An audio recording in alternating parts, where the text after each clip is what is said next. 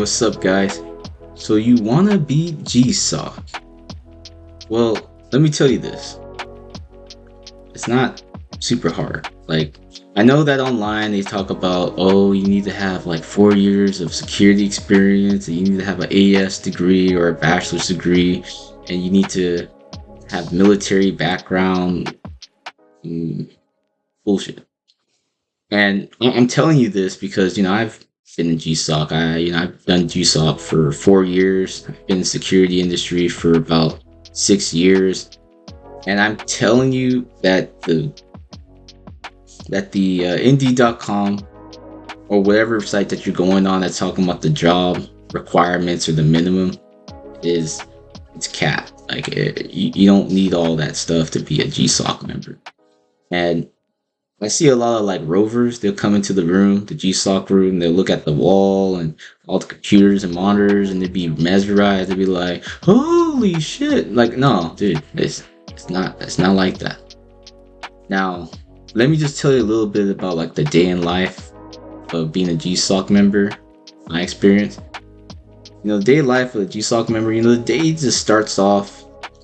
You're gonna see like the monitors on the wall. Like the main thing that you want to like really pay attention to is like any change of like the monitor. What does that mean? Like if I saw like a view that I didn't see yesterday, like what does that mean? It just means that we're gonna be monitoring that today. So let's ask questions about that when the pass down come. Now you want to be a diligent person. You want to come in at like, I would say like 8 minutes, where it legally like rounds up to like the hour. Like let's say you work at 1400, like you want to come in at like 13:54. Just get that 6 minutes in, get 6 minute head start, and you want to notice these things. And if there's a change in one of the monitors, definitely monitor that. Like you definitely want to kind of like be like, hey, team, like I noticed this, like we're monitoring that over there. Oh yeah.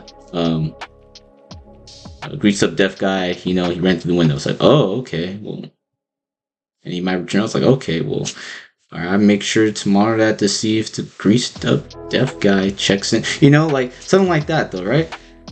And then you want to like just check while you're waiting for your fellow colleagues just to like wrap up their pass down and to start logging out the computers. You want to definitely just check your communication channel. Like I know in certain stocks it's Teams. For my former site it was Slack. Like just check your Slack and check like the SOCs channel, the channel that's dedicated for the SOC members, on any news, like any emails on any pertinent channels that you definitely want to monitor, and just look through them. Just scroll, like power through it. Check those. Once your team's ready for any pass downs, ask, listen to the pass down, ask any pertinent questions on things that could occur for your event and for your shift. Ask if there's any updates. Be like, oh, okay, what about the event at 1500, right? They'd be like, oh, okay, yeah, we haven't heard anything else more. And like ask any per question if there's any updates in the past now. For sure. Like just ask those pertinent questions. And mainly after all that, and they might already just tell you, but always just make sure that, hey, is there any like managerial level threats or matters that we have to monitor for this shift? Always ask that. Like always, because like if you miss those, it's over. The manager's gonna call you and they'll be like, hey, what's that investigation for the transit, how's that going? And you'll be like, what? And then your teammates might have brushed over it on the pass down and you didn't think it was important at the time. They might be like, oh yeah, that person, yeah, we're monitoring that, but they never tell you any results. But you want to make sure to ask them if there's any managerial level threats going on that's going to occur during your shift at the end of the pass down. Now, once the pass down is done, you log into your computer. You want to like review all your emails from the last time you were on your computer, just to make double sure that you got everything, that you're not going to forget anything, that there's something that maybe that was missed in the past down that wasn't emphasized. Like you want to definitely do all that and have all your credentials logged in, your alarm monitor, your CCTV, your emails up, your DARs up. You want all that checked in. You want to like review the pass down, check it out, check all the emails, and you want it like done on like way before the 15th hour. I mean the 15th of the hour. Like if you get in at 1400, you want all that done within like 1415. 1415 is where you should be logged in, already rechecked the pass, already reviewed all the questions you need to know, already knows that weird camera up there that wasn't there yesterday, and you already asked those questions. So now, with that, there's generally 3 operators throughout the week. And GSOC, they generally divide the workload as such as one person's going to be emphasizing the DAR, one person's going to be emphasizing the emails, one person's going to be emphasizing alarms. Now, the DAR is the daily activities report. The daily activities report is very important. It shows the client that you've been very busy and that your specialists have been walking around, eating donuts, and not, hollering at the hoochie mama that's, that brings people right to the place. But that's the long story short. But anyways, it just makes sure to the client that we're actually doing our work. We're actually monitoring our personnel. And those calls could be from, like IDF checks, floor sweeps. If the PD came over to check out the transient that we were monitoring on the video wall, to just checking the perimeter, checking the courtyard, making sure that the event commenced, make sure that the event included, like anything that's pertinent that one of our specialists check, you put it on the DAR. And the DAR generally on like a site, I know some people, they do Phoenix. My other site, they just put the DAR documentation on a Microsoft, on a Google Excel sheet, and we'll send out the audit at the end of the month to management and also to the client so they can check it out. But aside from that, the second task is emails. Emails, they range from inquiries about events, requests. Maybe someone got into a fender bender and we're just escalating the information to management to get further instruction. The events, like we're escalating to our management also. We're also notifying the coordinator or the owner of the room of, hey, does this client have approval to conduct their work in that space, right? I mean, that's all we're doing. We're just saying, hey, safety team, we noticed this request. We're going to be escalating this to the coordinator, management, and management, they'll handle it from there.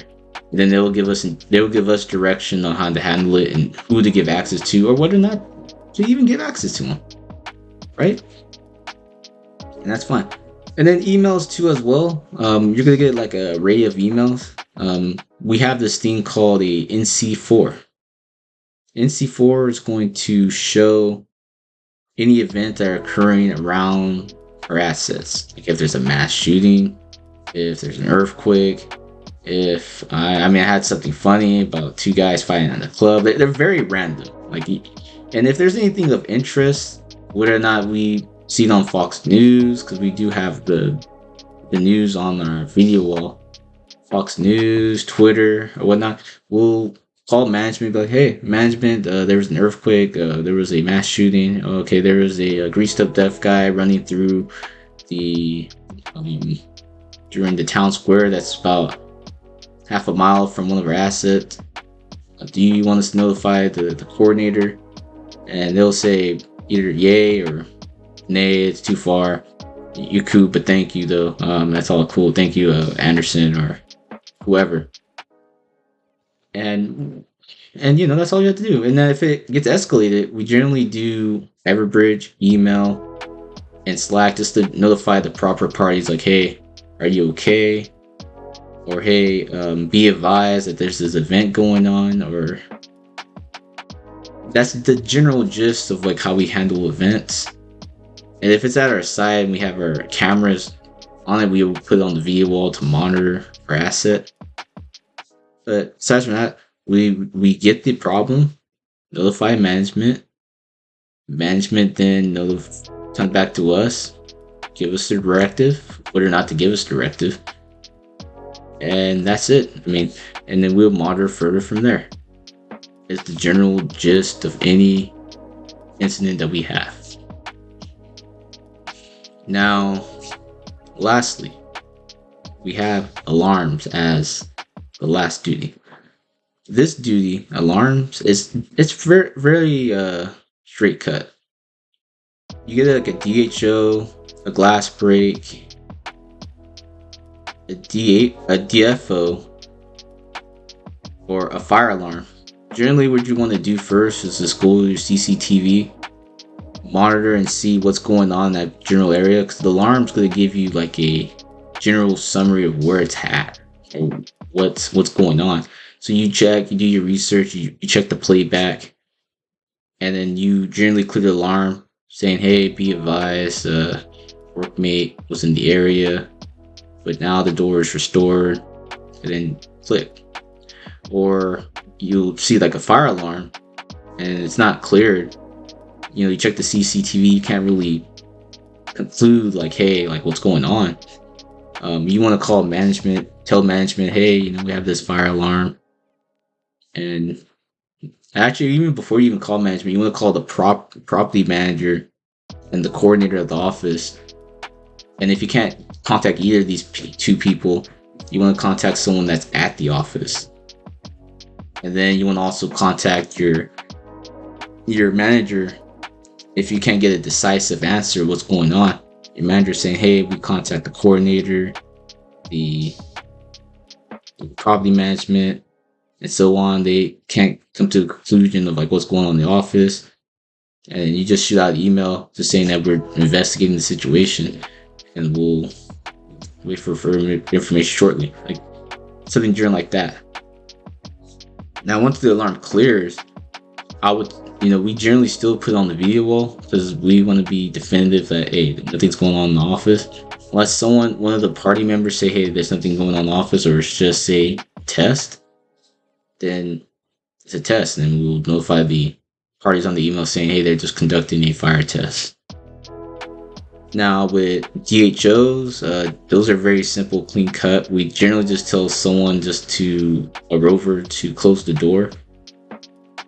Or we call the coordinator depending on what office is at, and they'll have like one of the receptionists close the door. Very, very, very simple. Like those are very simple. And occasionally we'll use like the alarm system to monitor like bad traces of people of interest. But that's all the alarm delegated operator does. Now, on that, the job's very clean cut. There's really no secrets.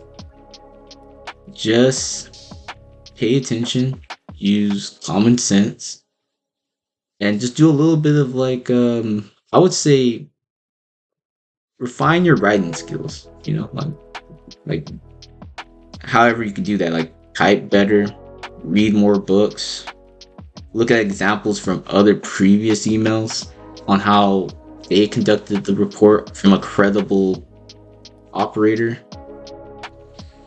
Look at former IRs, just kind of see like the formatting and the way of things will very help you in this field without being like a true expert in the field. Or use ChatGPT. ChatGPT sometimes can help you out too. So, but you guys got this. You don't need no fancy smanchy degree. You don't need some fancy smanchy 80 years of security experience to do this job. You don't. It's a very lucrative job field. that has a lot of like possibilities in it. It's